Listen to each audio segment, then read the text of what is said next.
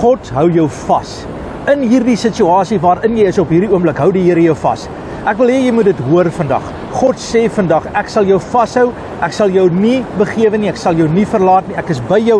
En die woord van die Here vir jou vandag is 1 Korintiërs 10 vers 13. Hy sê, God is getrou, wat nie sal toelaat dat julle bo julle kragte versoek word nie. Dat julle nie bo julle kragte versoek sal word nie, maar dat die Here nie sal toelaat dat hy saam met die versoeking vir jou die uitkoms sal gee.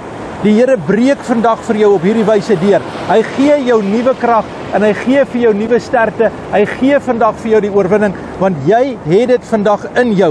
Die Here gee dit vandag. Jy sal nie vasgevang wees nie. Wanneer jy beproef word, hoef jy nie te val nie.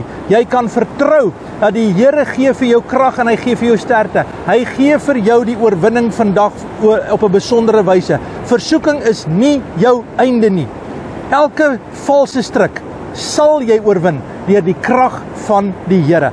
God se getrouheid hou jou staande. Dis wat die Here vandag vir jou sê. Jy weet, ek wil eintlik sê, soos 'n nooduitgang in 'n gebou, sê die Here, daar is vir jou 'n uitkoms vandag.